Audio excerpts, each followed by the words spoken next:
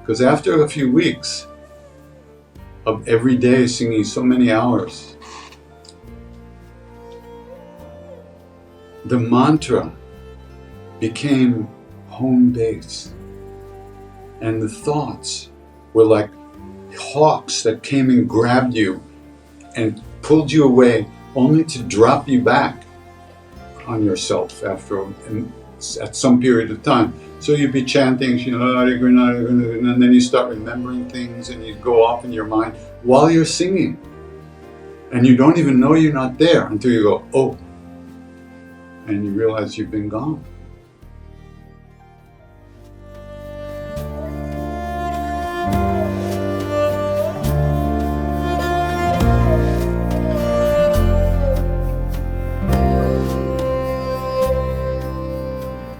Welcome to the Krishnadas Pilgrim Heart Hour. In this podcast, Krishnadas shares his warm-hearted and down-to-earth path to the divine. If you are interested in supporting Krishnadas's podcast, please go to BeHereNowNetwork.com/KD.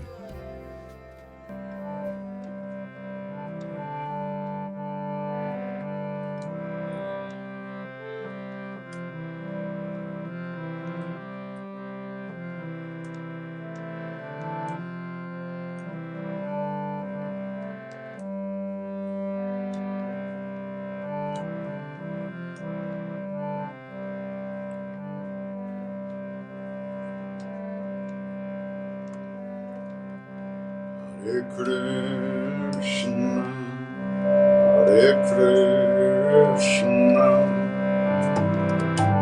Krishna Krishna, Hare Hare, Hare Rama, Hare Rama,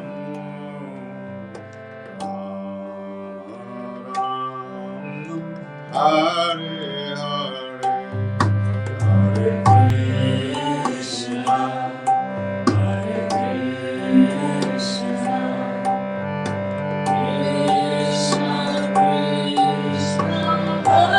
Hare Rama, Hare Rama, Rama Rama,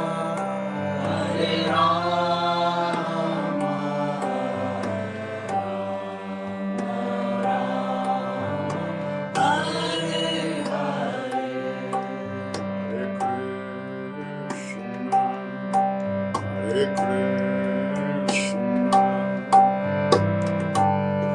Krishna Krishna, Hare Hare, Hare Rama, Hare Rama,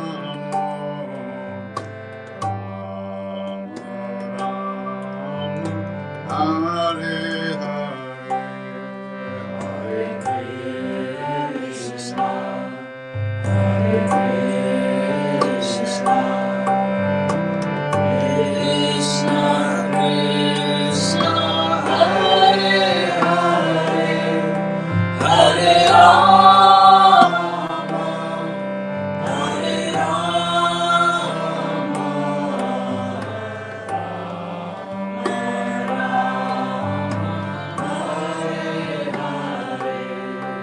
Hare Krishna, Hare Krishna. Hare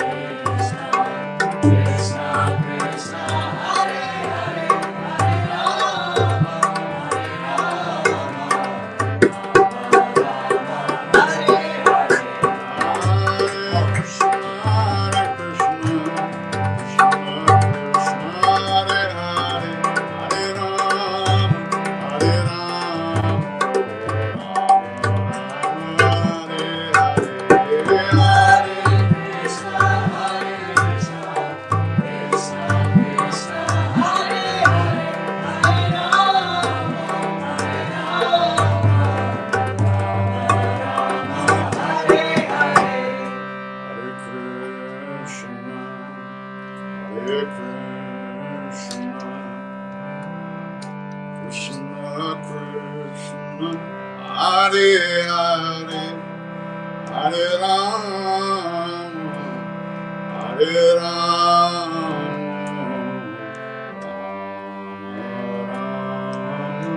Hare Hare.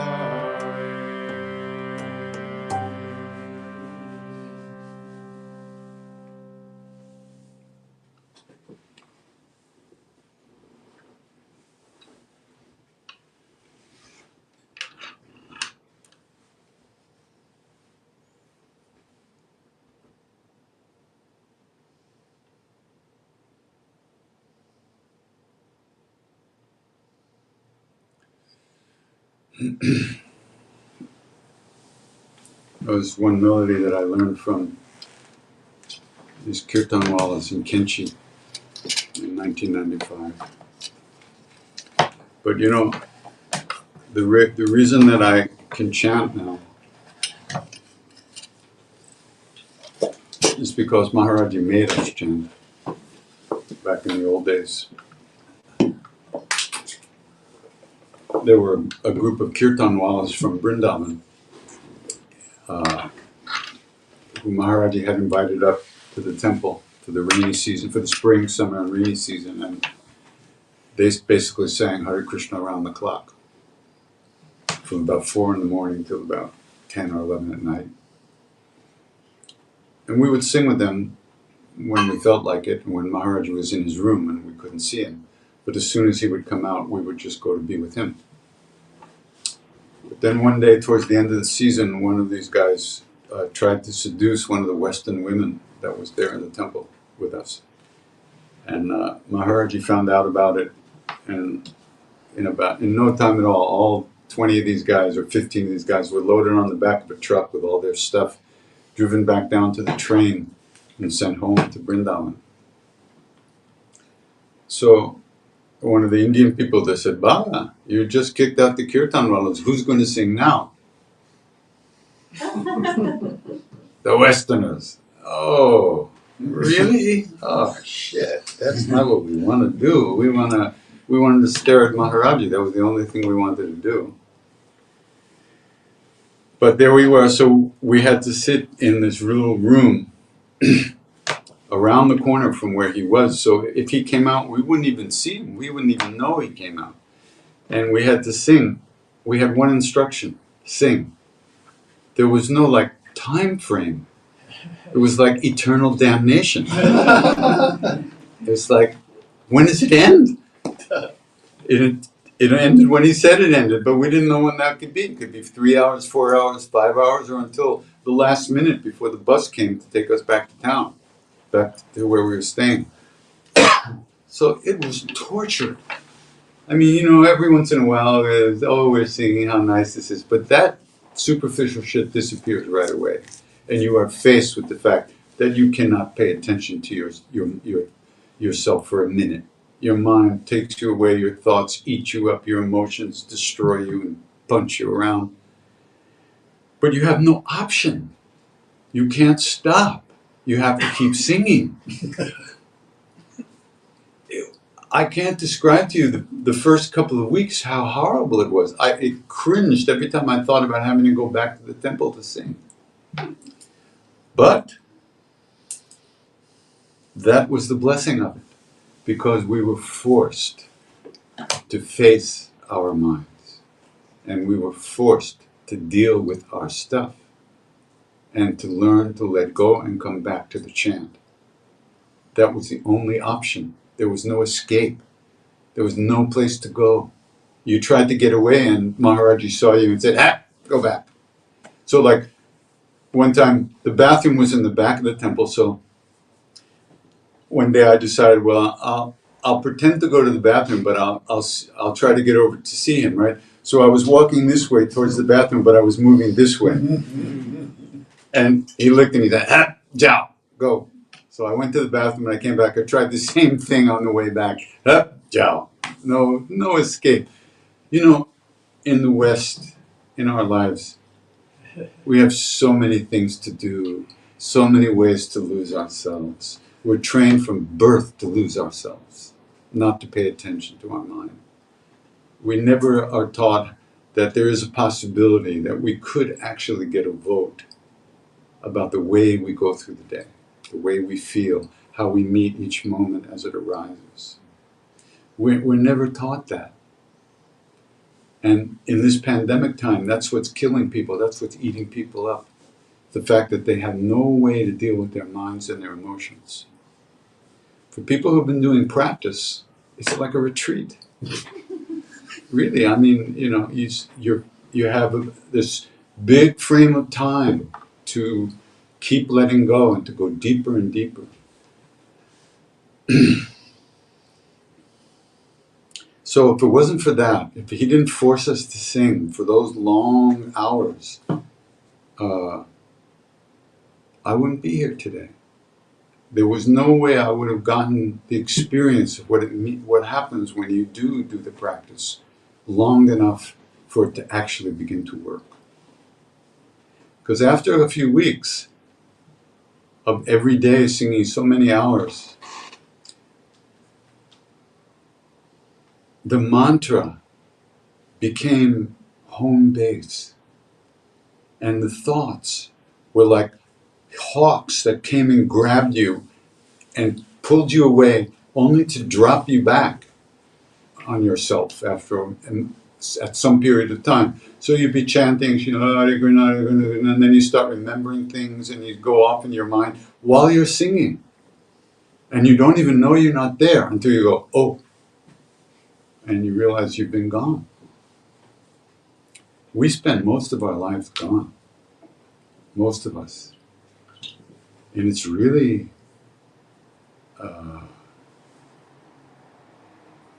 that's the cause of all our suffering. That we're not here and we get no vote. We're always in reaction mode against everything. Everything that comes up, we bounce off of it. We don't get a chance to meet it and feel it first and greet it and say, oh, hello, anger, how are you? How you doing? Oh, really? Oh, you're pissed off? Well, come on in here, yeah. Come on, have a cup of tea. Let's talk about this. What's going on? And that ability to meet those emotions and those thoughts and to experience as they come, that changes the way you sit in yourself, that we sit in ourselves. And that gives us tremendous amount of freedom and a tremendous amount of ability to feel so many different things. And did I know this is what I was going to be doing 50 years later? No, but he knew. And he was training me for this. He's a siddha. He's not a teacher. He doesn't ask you, would you like to sing? Would you like to change the way you think about yourself and experience? No, he just does it. He does it. And that's the blessings. That's the grace. You know, that's the grace. So when we chant, we're not trying to make anything happen. We're just trying to pay some attention and not get lost in our thoughts or emotions. But every time we notice that we've been lost, we've managed to wake up for a second. At that moment, we come back to the chant. And then we're gone again. And we're gone until we notice we're gone. Then we come back. That's why when you add a practice to your life, that's what gives you something to come back to. Otherwise, you're just lost at sea with no direction.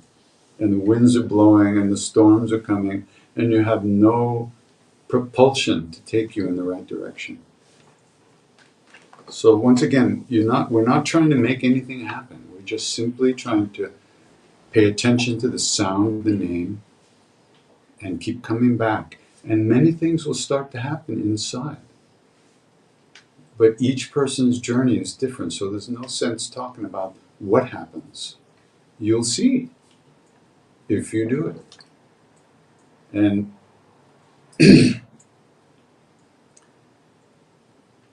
the first noble truth, as they call it, that Buddha taught to people, that there is suffering, there is dissatisfaction, that the stuff of life doesn't make you happy. And that the recognition of our suffering is what forces us to come back to practice. You go out there and you have a dream and you try to manifest it and it just blows up in your face. That's good, if you're paying attention. If you're not paying attention, if you don't have a spiritual perspective, then that suffering happens with no purpose. But if you have a spiritual perspective, when you hit the wall at 100 miles an hour and finally pick yourself up the ground, you realize, well, maybe that wasn't a good idea. I'll try something else. So we've all been trying to squeeze water from a stone for so long that our hands are broken and calloused. It's enough already. Let's find what's inside. And that takes some practice.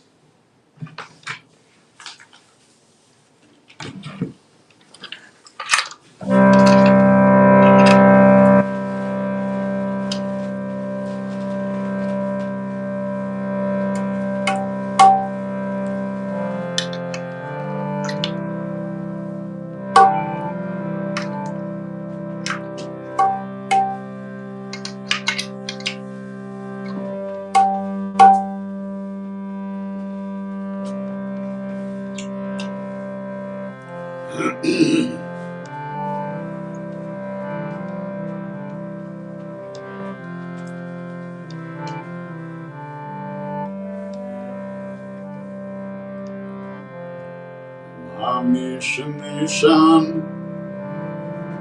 Yurvan Rupam Vibhum Vyapakam Brahma Veda Swarupam Nijam Nirgunam Nirvikalpam Niriham Chidakasham Akasham Rasam Vajeham Nirakaram Omkar Mulam Turiyam Hiragyana Goti Nisham Girisham Karalam Makal Kalam Kripalam Gunagara Samsa Param Natoham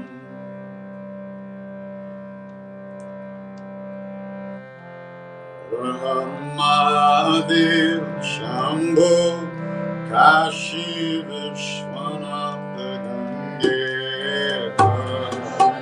Mahadev Shambho Kashi Vishwanath Gange Mahadev Shambho Kashi Vishwanath Gange Mahadev Shambho Kashi Vishwanath Gange Mahadev Shambho Kashi Vishwanath Gange Mahadev Shambho Kashi Vishwanath Gange Mahadev Shambho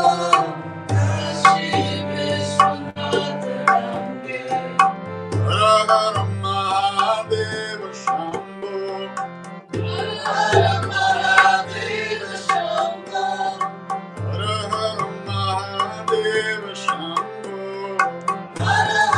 Mahadev Shambho Kashi Vishwanath Gange Kashi Vishwanath Gange Mahadev Shambho Kashi Vishwanath Gange Mahadev Shambho Kashi Vishwanath Gange Mahadev Shambho Kashi Vishwanath Gange Mahadev Shambho Kashi Vishwanath Gange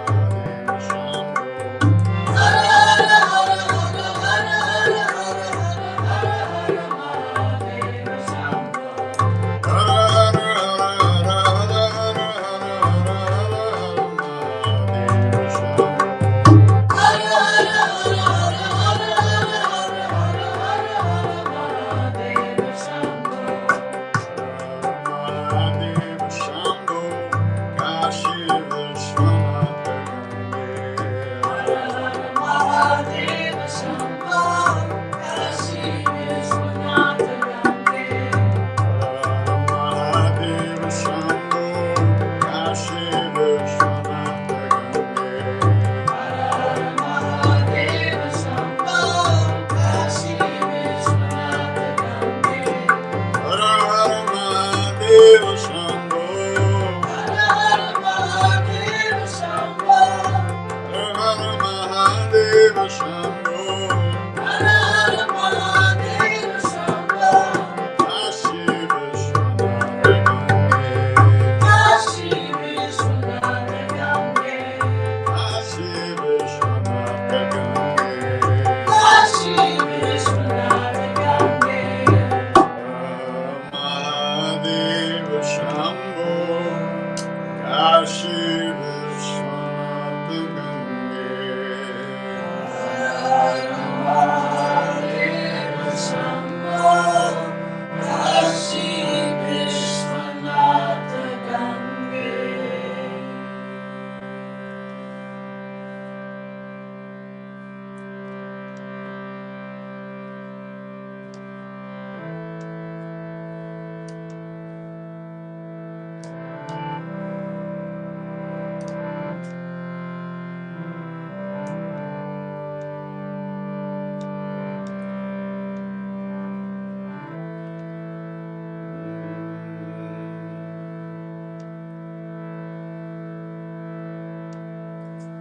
Oh, if I only had a mind, a brain.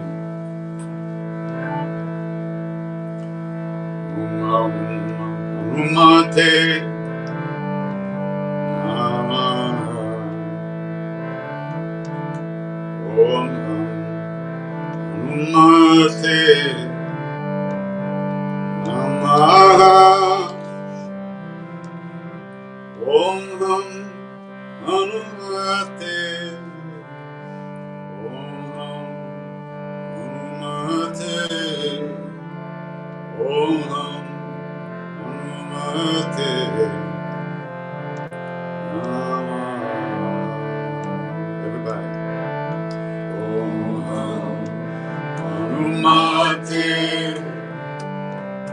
Namaha. Om Hanumate Namaha. Om Hanumate. Om Hanumate. Om Hanumate Namaha. Om Hanumate. Everybody. Namaha. Om Hanumate Namaha. Om Hanumate. Om Hanumate. Om Hanumate Namaha. Hanumate Namaha. Om Hanumate Namaha. Om Hanumate. Om Hanumate. Om Hanumate Namaha. Om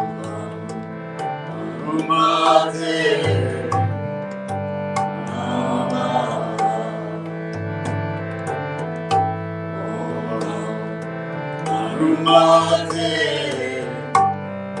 Namaha. Om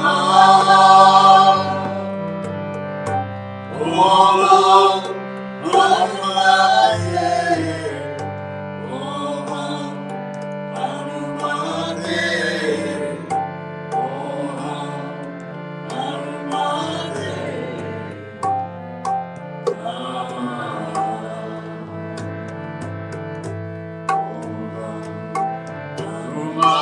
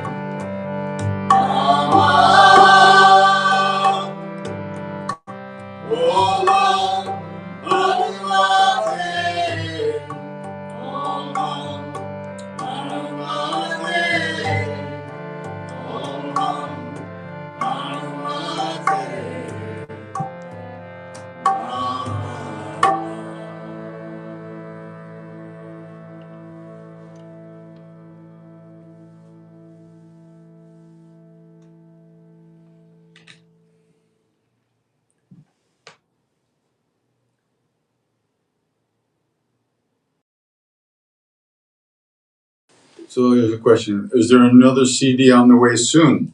Well, I think Taylor Swift is making another CD. And Kanye is making another CD. There's probably a lot of CDs on the way, but not from me. Not at this point. When you say pay attention to our mind, who is the one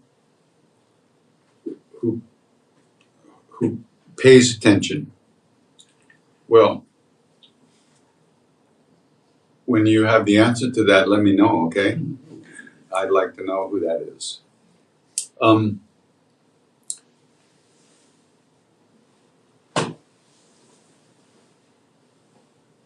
There's different ways to look at that situation. And one of them, of course, is a practice that was taught by Ramana Maharshi, which is called the Atma Vichara, or who am I? Who am I? Question.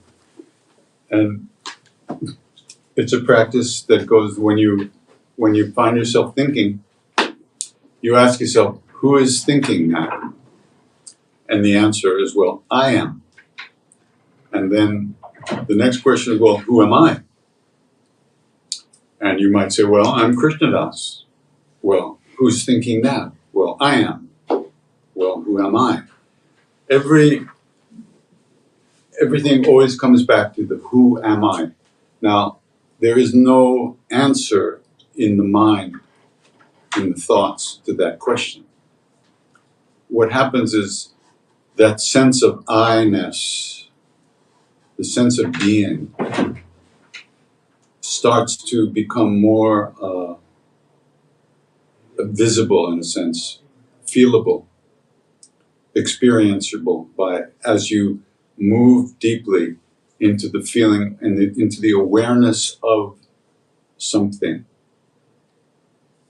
So that's a practice. It's called Atma Vichara, and it's on talked about on the path of Jnana Yoga.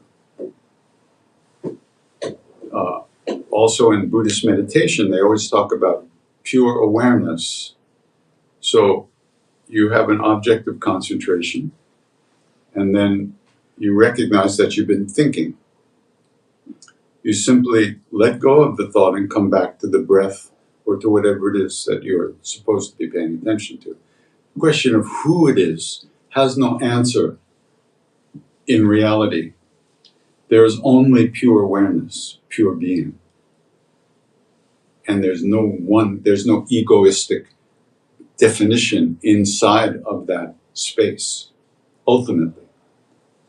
Not where we live now, but ultimately. So that's a practice. So it's not really useful to ask, who is it that's paying attention? Because you say, okay, well, I'm paying attention. But then you ask, well, who am I? And there's no answer for that. That would last. Well, so I'm me. It's me. Well, who's thinking that? Well, I am. Well, who am I? It always comes back to that. And then eventually, when you turn towards that I, or that feeling of being, of pure being, of just being, naked awareness, different things begin to happen inside. But in this case, we're just trying to get here a little bit. And so you start chanting or you start repeating the mantra. And when you notice you're not paying it, you simply let go and come back. Because if you say, well, who's doing that? That's just a thought. You let go and come back. You can always let go until there's nothing to let go of anymore and no one to let go. That's probably not right away.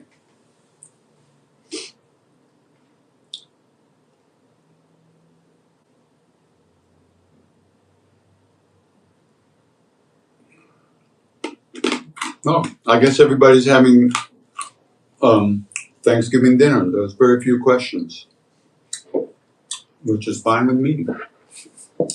Somebody else asked, can we sing Om Namah Shivaya?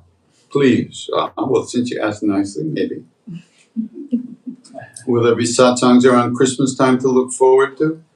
I wouldn't look forward to anything except trying to be here now. But maybe, if Christmas shows up this year, we might be singing at some point. I don't know. And how can I enter in your satsang actually? I don't even know what that means. You mean, how can you actually get in this room? Don't ask me. It just happens. And this is a one-time shot. Usually I'm alone in my room at home with all the electronics that didn't work today. So that's all the questions we have. That's good.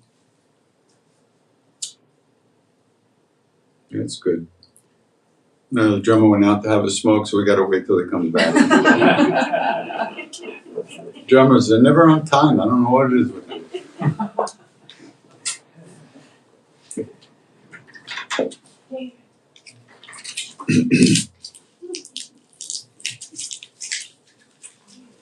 One blessing of this pandemic time, this COVID time, is we get to see our minds. There's no escape. One has to deal with it, or otherwise one gets eaten up.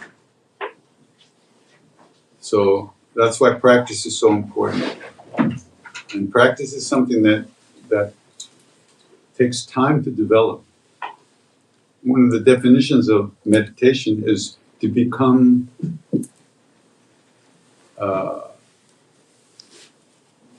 familiar with the feeling of being here, of coming back. And the more familiar you get with that feeling, the more quickly you notice when you're gone, and then you come back. There's an interesting thing that happens, so you'll be chanting and blah, blah, blah going on, and then you realize the last 20 minutes you've been thinking about something, fantasizing, remembering, imagining, and then you recognize that. How did that happen? How did you wake up? How did it happen that you noticed you hadn't been paying attention? That's a mystery. But waking up only happens if there's a cause for waking up. Nothing happens without a cause. So the cause for waking up in this case is the mantra itself, the name itself. Because the names that we sing are the names of pure being, pure awareness, the soul, Atma, pure consciousness. So because we're invoking that with the practice, even if we're not paying a lot of attention, we're still invoking that place. So as we get pulled away by our thoughts, the fact that we've invoked that place, that presence, it pulls us back to ourself, brings us back. And we go, oh. And the whole time you've been gone, you've actually been singing or playing instruments. And you don't even realize you've been gone. It's amazing. Really amazing. And believe me, it ain't a lot of fun when you start to notice it. But you keep going. Uh-oh. More questions. Go have another cigarette. I was in the kitchen. Oh, you're in the kitchen. Mom is in the kitchen. Okay, so let's see, what is this? What does it take to see you guys in person? You guys, whoever that you're talking about, seems like you could talk to someone individually. I need to talk to someone. Perhaps at a retreat. When is your next retreat? Good question. These days, I'm not really doing a lot of meeting a lot of people. I'm mostly staying home. I am doing some retreats. We're doing one in Costa Rica at the Blue Spirit down there, but I think that's sold out. And I'm doing one at the end of January down in Baja. You can probably see it on my website, krishnadas.com. I don't know if it's sold out or not. So good luck. That's all I can tell you. If you have something you want to talk about, I hope we could meet sometime.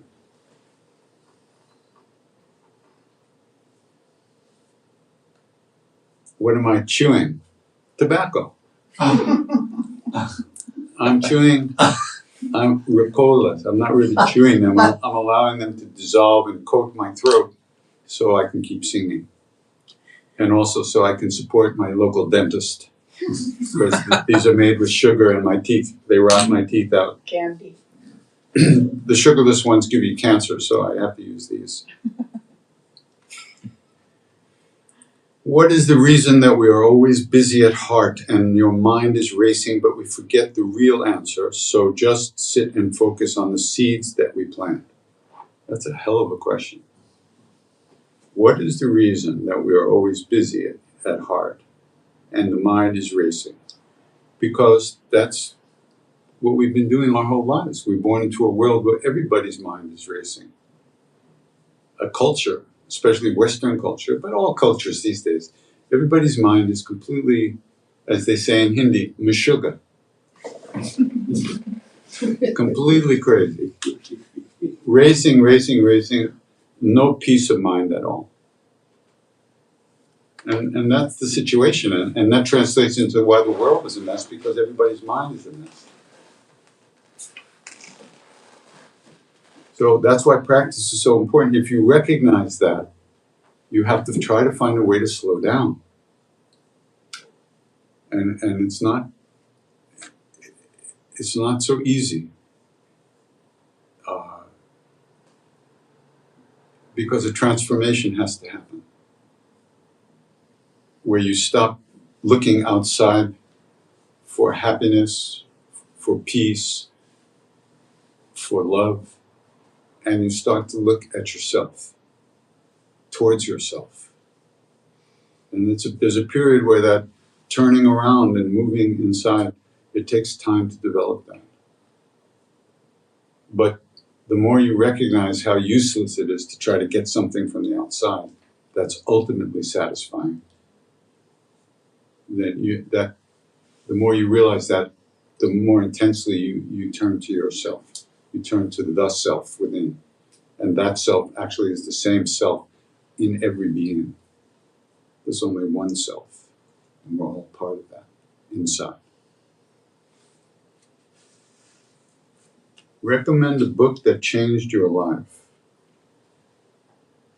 Well, one of the first books that changed my life was Siddhartha by Hermann Hesse.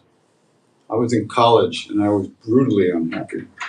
I wanted so badly to quit and go on the road and try to find something in life that really made me feel good.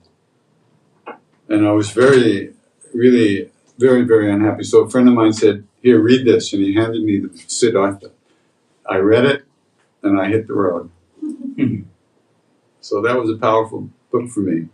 It's a romantic telling of a very wonderful story. And then another book that was very important for me was Tulsidasa's Ramayana, the Ramcharitmanas, which is the devotional telling of the story of Ram and Hanuman, and Sita and Lakshmana and the bears and the monkeys and the demons and the whole transformation and the destruction of the evil in the world by the incarnation of Vishnu and Rama. Is still very powerful for me. How to let go, how to feel more free at this time, minute by minute, thought by thought. That's how to let go. There's no button to push to make it all go away. You have to start paying attention. You have to start doing a little practice every day. A little practice. I mean, just a few minutes a day to start. When you really do it, you turn your phone off, 3 minutes, and you really just try to be there. That's going to be hard. But if you try to do like even a half an hour right away, you're just going to be you're going to be gone the whole time and not paying attention at all. So give yourself a few minutes every day to start to get familiar and comfortable with letting go of stuff and just being. It takes practice. Do I ever do one chant for longer, like a half an hour or an hour? Yeah, I do. What do you want? No. Do we do it here? Not yet. Can we separate thoughts and feelings? I don't know exactly what you mean. You mean separate the thoughts from feelings? Well, even emotions, and if those are the kind of feelings you're talking about, even emotions, to some degree, have a lot of thought content to them. There's usually reasons that emotions arise. And you're like anger, there'll be a reason, and it won't be this person did that to me. There'll be a storyline involved with what arises to some degree. Sometimes it's very subtle. Sometimes it's coming from the past into this moment with no apparent reason. So it's hard to locate the story or the reason why that thing arose. But when you're practicing,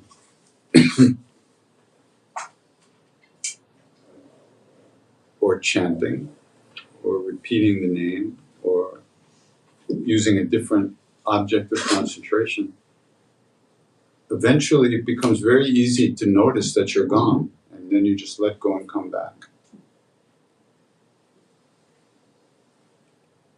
Also, eventually, feelings arise from within that are not the same as emotion or thoughts.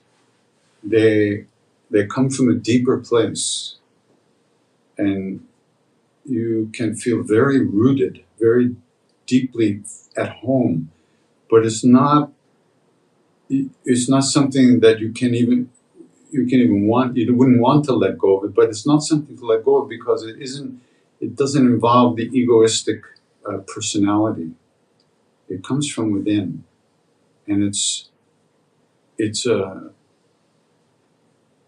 almost like a memory of what we really are, of who and what we really are. Talk about the prayers you always say at the end of kirtan. Did it come from loving kindness meditation? Yeah, it's loving kindness meditation. As you might know, it's called metta, M-E-T-T-A, and it's a way of offering friendship and kindness and good feelings to yourself and other beings.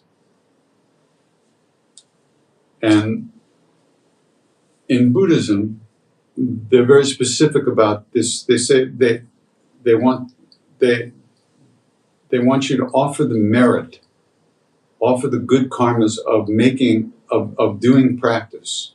Because when you do practice, we may think we're doing it just for ourselves, but there's nothing that's just ourselves because we're all totally interconnected. So when we do practice, we're also doing it for all beings on some very deep level. And so we also want to offer the good intention of the fact that we're doing practice to relieve our suffering and the suffering of others. And we want to offer that intention or merit. It's not really merit like we usually define it, but it's the good karmas of it to all beings. And that helps us bypass the ego, which wants to grab onto everything for itself. And look at me, I'm doing practice, I'm so high, I'm so great. So you want to find ways around that so you don't get stuck in those feelings about, look, I'm doing so much practice. So you offer that practice. And that I've done this not just for myself, but for all beings, for everyone, because we're all ultimately one. Like Maharaj used to say, Sabek. One, only one, all one. It'd be nice to really experience that someday, but we'll see.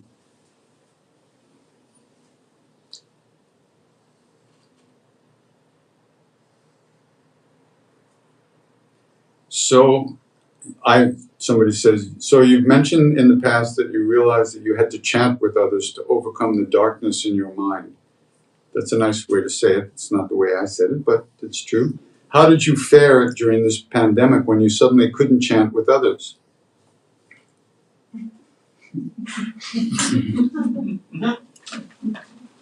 Are you there? Are you others?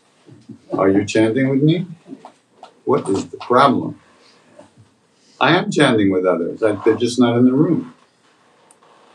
But you're in the phone. How'd you all get in there? How do we know if we are progressing spiritually? If we don't think about it. There's a possibility that we might be. But the other way is, are you treating other people better? Are you treating people well? And are you spending less time moping around thinking about yourself? It's hard to see, actually. I'm a moper. I was born a moper, and I'll always be a moper. That's like home base for me.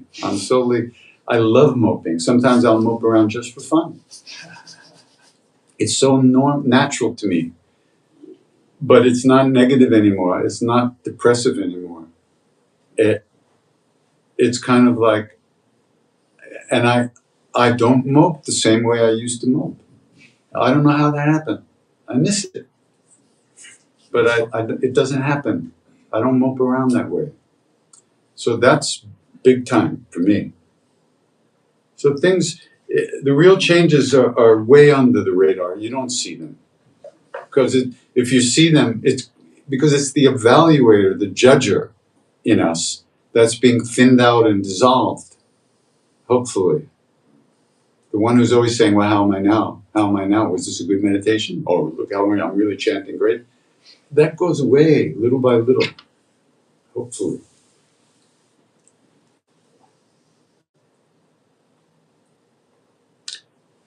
Can you say something about Bajrang Baan? Bajrang Baan is another long prayer to Hanuman.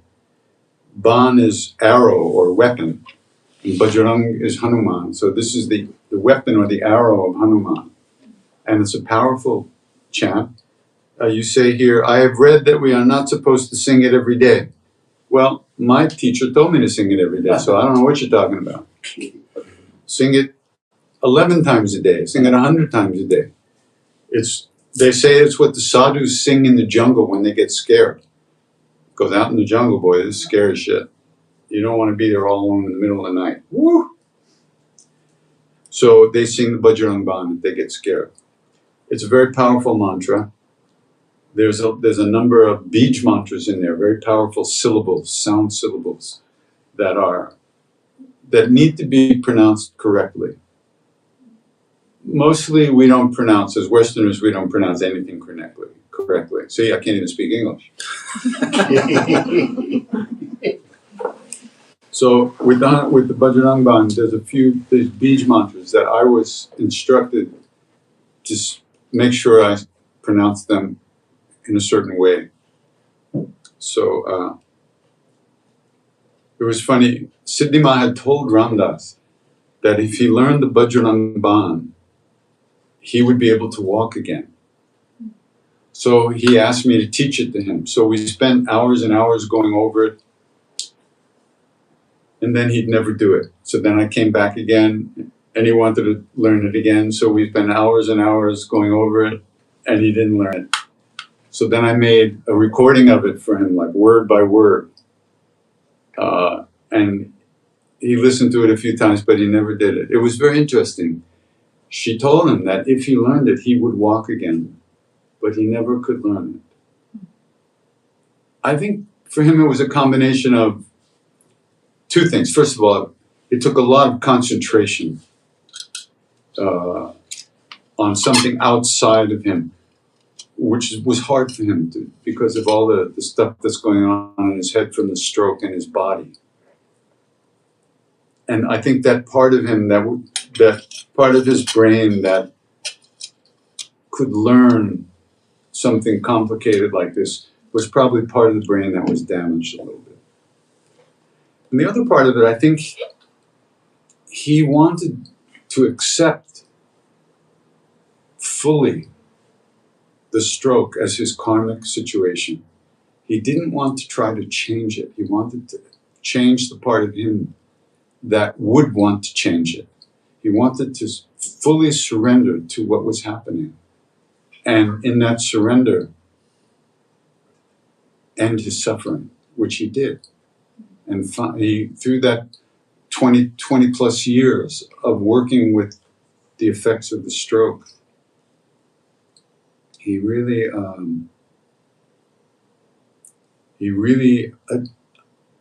came very close to fully surrendering to Maharaj-ji and to the moment and to the situation and overcoming it with that power of surrender, the strength of surrender. Surrender is very difficult. It's not giving up. It's conquering the ego. Very difficult. Big time.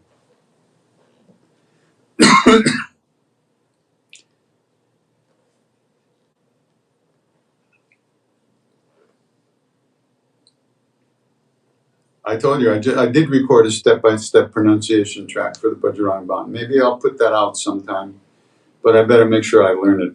I'll do it 100% correctly. 100% of my usual 10% anyway.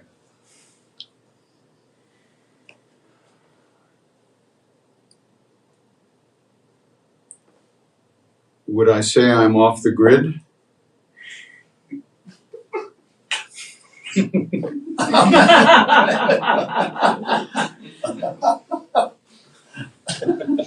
I don't know. I don't know. What do you mean?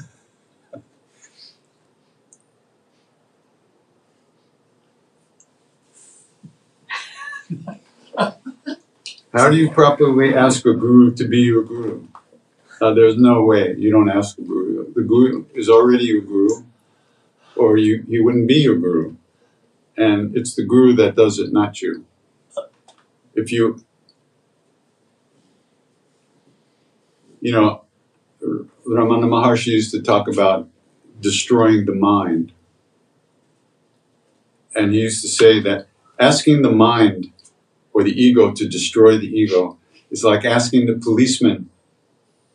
No, it's like asking the thief to be the policeman. There'll be a lot of investigation, but no arrest will ever be made. The mind is not going to destroy the mind. The ego wants to live. It doesn't want to destroy itself. You have to trick it. You have to dissolve it. And as it's finally going under, it goes, oh well, Bye. One can hope. But first of all, Guru is not outside. Guru, God, and your true nature are one thing. They're not different things. Because we identify with the mind and the emotions and the body, we think Guru is a mind and emotion and a body outside of us. And yes, the Guru or Guru-ness may inhabit a body for some period of time, but it is not the body. It is what's in the body, and what's in that body is no different than what's in your body, my body, everybody's body. We just don't recognize it, but a guru does. So there's no sense, you don't ask a guru to be a guru. Then it just doesn't work like that. You follow your heart. You learn to trust your own feelings and emotions. And if you don't trust yourself, then what? Where are these feelings happening? Where are you going to be led? Where are you going to feel what's right for you in life? Inside of you, right? And if you don't trust yourself, then what? There's reasons we don't trust ourselves. Our parents didn't trust themselves. Their parents didn't trust themselves. Nobody we met, almost nobody we meet in our daily lives actually trusts themselves. It's hard. The whole path, in my opinion, which is worth not very much, is the whole path is about learning how to trust yourself. And eventually you find your true self because it's inside. If you're afraid of going inside or don't recognize that that's the way to go, what are you going to do? It's all happening inside. All the experiences are inside. They're not out there. They may look like they're out there or with something outside, but it's all from in here that we really experience. If you go to a guru or a teacher and they give you some advice and you think, oh, that sounds good. Are you trusting them or yourself? It's yourself you're trusting. The way you feel about what they said. Oh yeah, I'll do that. Until it turns out that that wasn't a very good idea. And then you're also trusting yourself. So you do something else.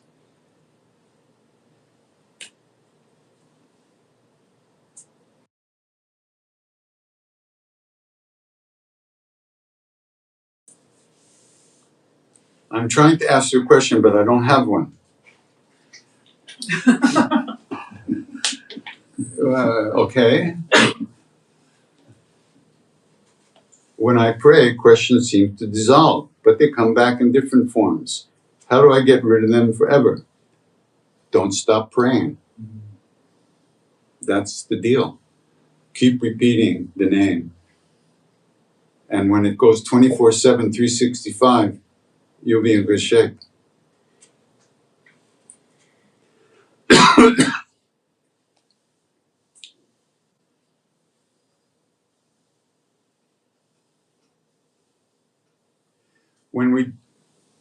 What to do when I don't feel like chanting or doing my practice, when it feels empty and forced? How do we keep the fire lit? You're looking in the wrong place for the fire. You think that the fire means you should feel a particular way when you do your practice. That's not the case. The practice is the repetition of the name. The practice is not how do I feel when I'm repeating the name. The practice is the repetition of the name. When you repeat the name, everything that you experience is something that you can let go of. So repeat the name and notice that you feel like a piece of shit. You won't notice that that's just a thought or an emotion unless you're doing your practice.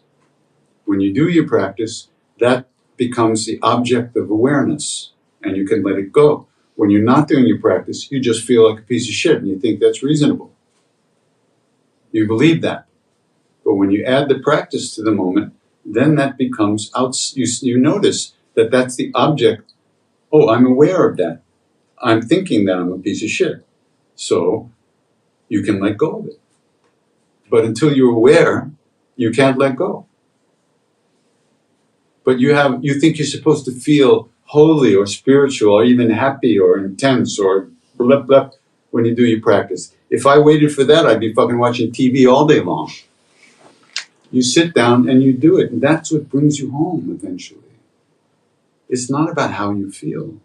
It's not about you. It's not about who you think you are. It's not about who we think we are. It's about who we truly are, which is something we have to uncover by continually letting go of our stuff. And eventually touching and tasting the real joy, the real happiness, the real love that's inside of us as our own true self.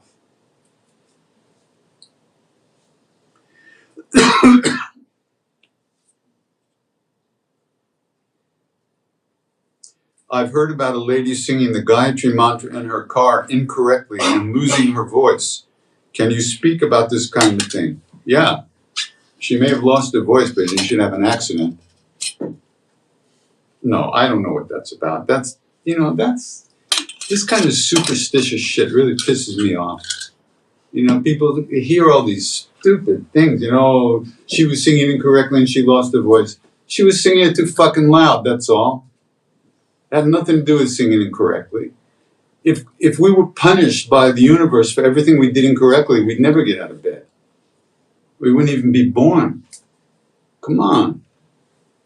It's not like that. We're so fucked up already. It makes everything we do is incorrect. We're trying to find the right thing to do. Any little bit of practice you do is a good thing.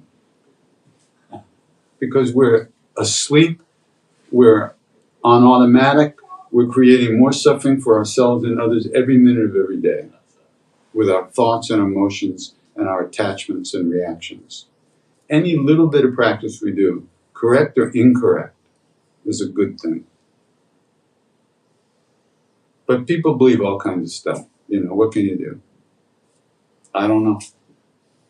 Maybe I believe all kinds of stuff. I wouldn't know, right? I'll just go on to hell.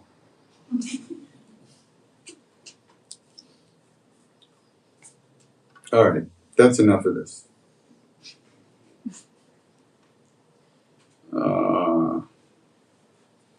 Okay.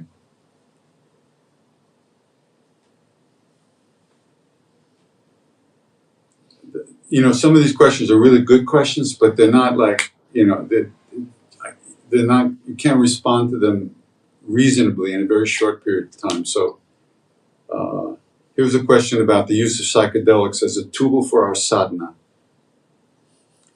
How do we know if we should make use of them?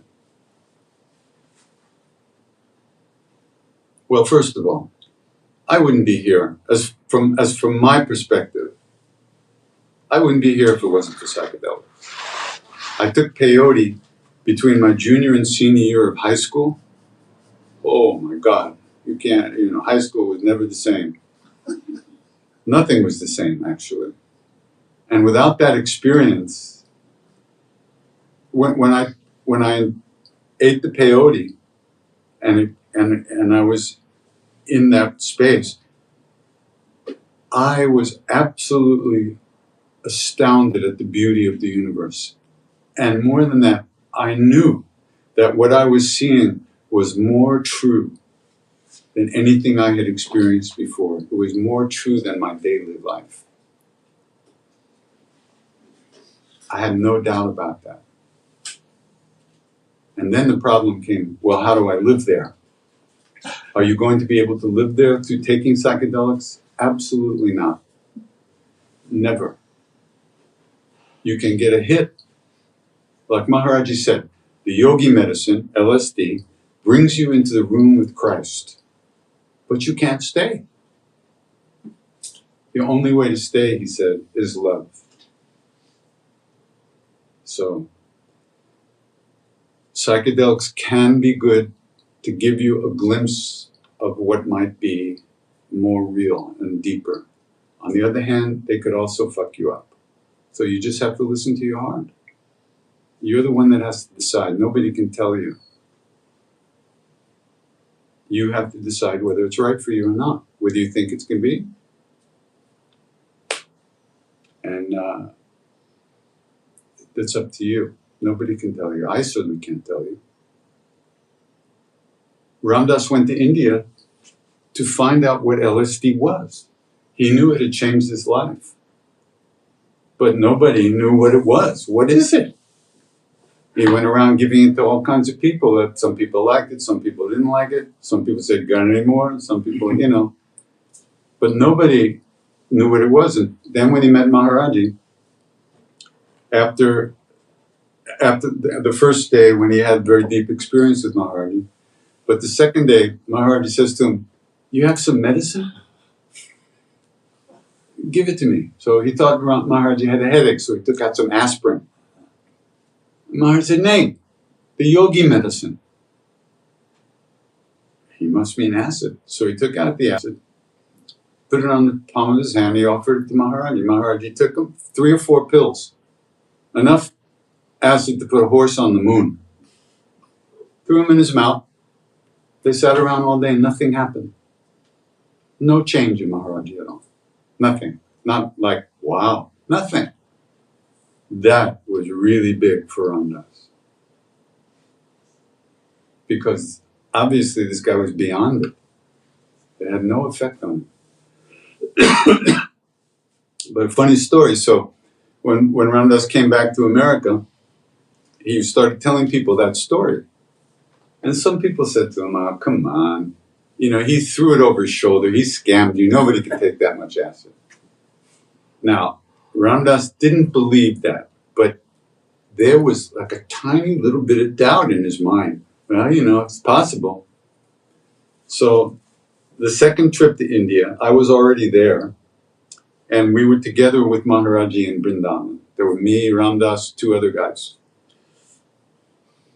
And we were sitting there with Maharaj-ji one day, and Maharaj-ji looks at Ram Dass. He said, when you were in India last time, did you give me medicine?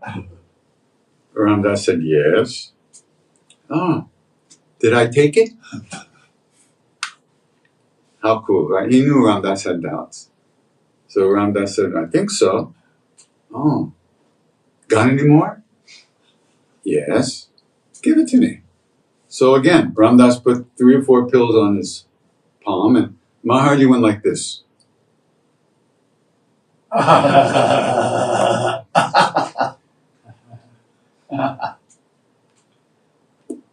4 times.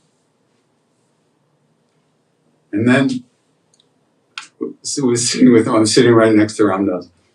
After a few minutes, he takes his blanket, he pulls it up over his head, and then he opens it up and he goes, ah! And it goes like this. Ram Dass turned purple. Purple. I'd never seen a purple human being before.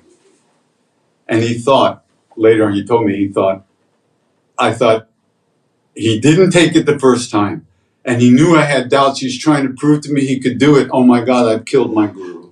That's what he thought. The minute he had that thought, Maharaj-ji just laughed and dropped the whole drama.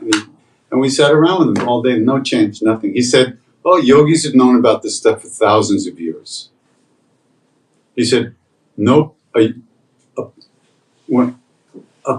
poison can affect a real yogi. That's what he said. It was interesting. And nothing happened. It was just business as usual all day long. So,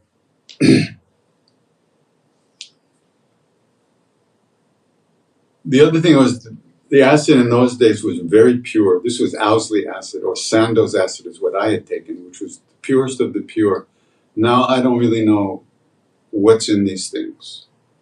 People mix all kinds of things up and stuff. So if you're thinking about doing it, try to find something that's really what they say it is, what it's supposed to be. Because people throw all kinds of different chemicals into different chemicals. So they put speed into the acid, they put all kinds of things. So if you really want the right, to have that experience, try to find something that's pure.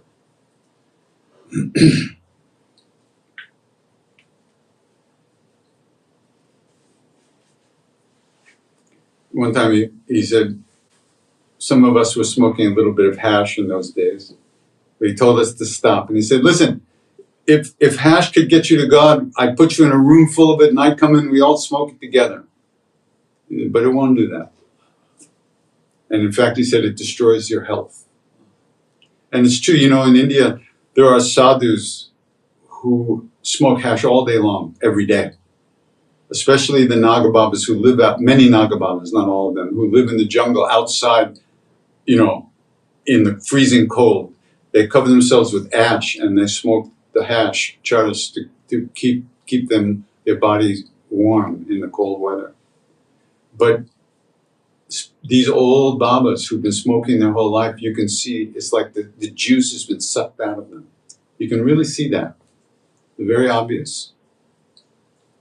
So, anyway, take care of yourself and see what happens. It's up to you.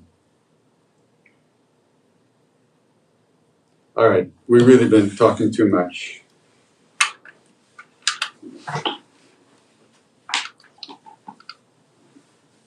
I want to put my thing in. There's no thing to put in.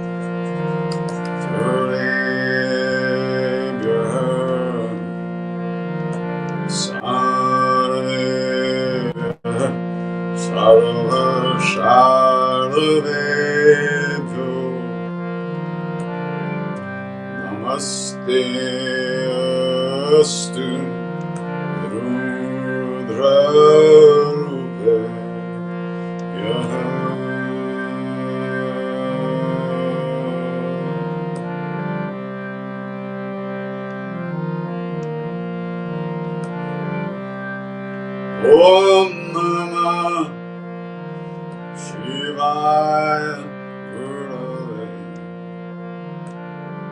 Satchidananda Murtaya Nishprapanchaya Shantaya Niralambaya Tejas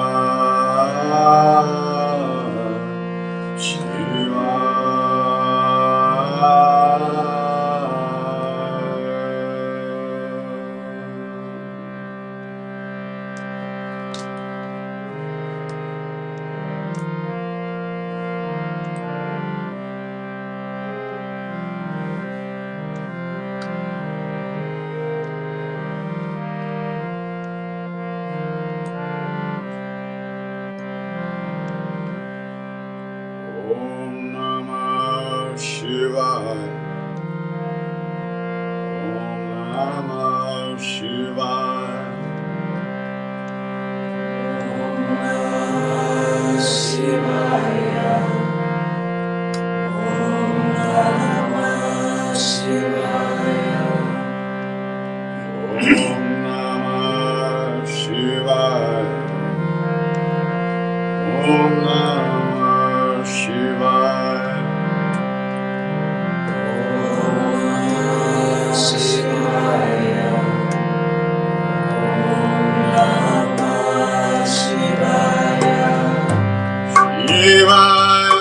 Namah. Shivaya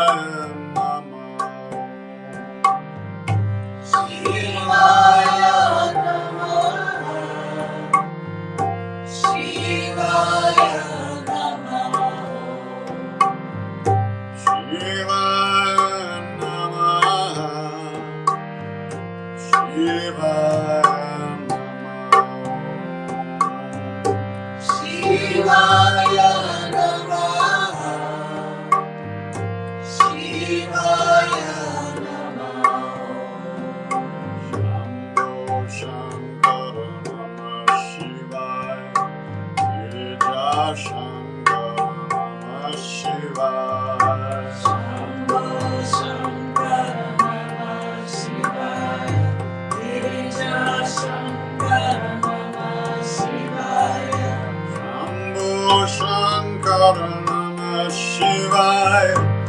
Girija Shankara Namah Shivaya. Shankara Namah Shivaya. Girija Shankara Namah Shivaya. Arunachala Shiva Namah Shivaya. Arunachala Shiva Namah Shivaya. Arunachala Shiva Namah Shivaya. Arunachala Shiva Namah Shivaya. Om Namah Shivaya. Om Namah Shivaya. Om Namah Shivaya. Om Namah Shivaya. Om Namah Shivaya. Om Namah Shivaya. Om Namah Shivaya. Om Namah Shivaya. Shambho Shankara Namah Shivaya. Girija Shankara Namah Shivaya. Shambho Shankara Namah Shivaya. Girija Shankara Namah Shivaya. Shambho Shankara Namah Shivaya. Girija Shankara Namah Shivaya. Shambho Shankara Namah Shivaya. Girija Shankara Namah Shivaya. Om Namah Shivaya. Om Namah Shivaya. Om Namah Shivaya. Om Namah Shivaya. Om Namah Shivaya. Om Namah Shivaya. Om Namah Shivaya. Om Namah Shivaya. Shambho Shankara Namah Shivaya. Girija Shankara Namah Shivaya. Shambho Shankara Namah Shivaya. Girija Shankara Namah Shivaya. Shambho Shankara Namah Shivaya. Girija Shankara Namah Shivaya. Shambho Shankara Namah Shivaya. Girija Shankara Namah Shivaya. Om Namah Shivaya. Om Namah Shivaya. Om Namah Shivaya.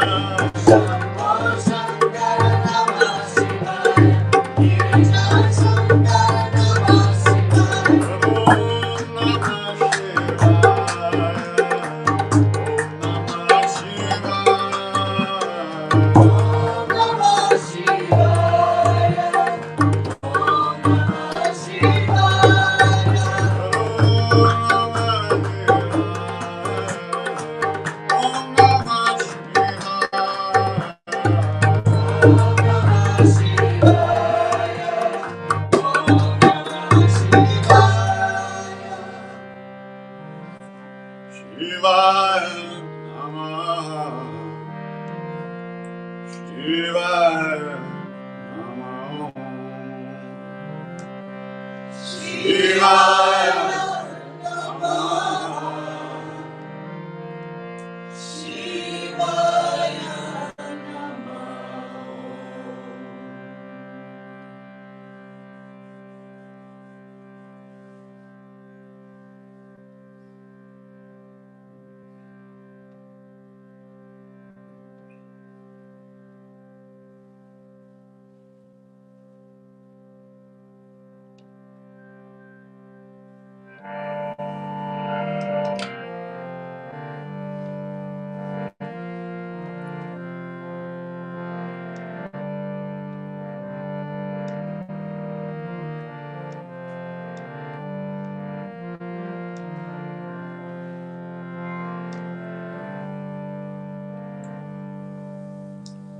Calling up to hungry hearts everywhere through endless time. You who wander, you who thirst, I offer you this boat in mind. Calling out hungry spirits everywhere through endless time. Calling out hungry hearts, all the lost and the left behind. Gather round and share this meal, your joy and your sorrow, I make it mine.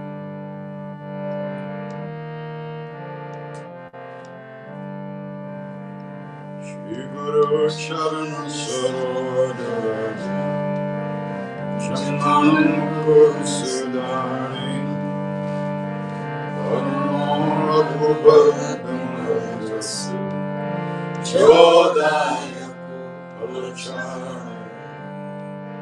Undihin Tanujanake Sumiram Pavan Kumar Siaram Balabudhi Vidya Devamohi Harahu Kalis Vikam Vadaram Chandra Padajesha Jaya Hanuman Gyana Gunasa Jaya Kapisati Loka Ramaduta Dutta Baladam Anjani Putra Pavana Sadana Mahavira Vikram Bajrang Baan Sumati Kesam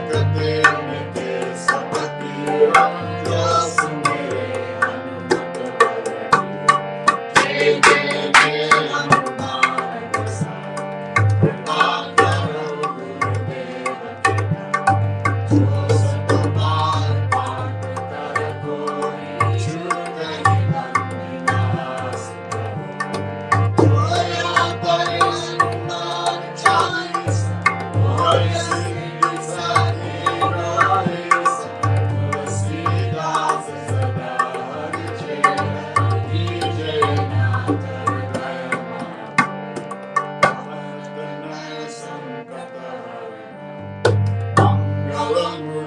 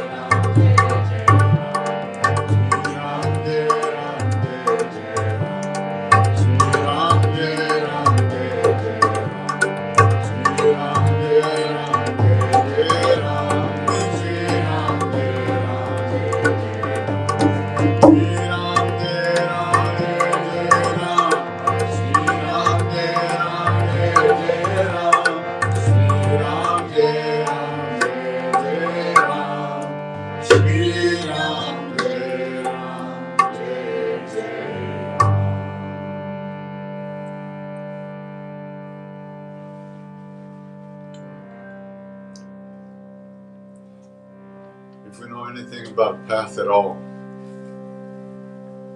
if we know there might be a way to live in this world in a good way, without fear and with an open heart, it's only because of the great beings that have gone before us. Out of their love, out of their kindness, they left some footprints for us to follow. So, in the same way that they wish for us, in the same way that they wish for us, we wish that all beings everywhere, all of us, be safe, that all of us be happy, that all of us have good health and enough to eat. And may we all live in peace and at ease of heart with whatever comes to us in life.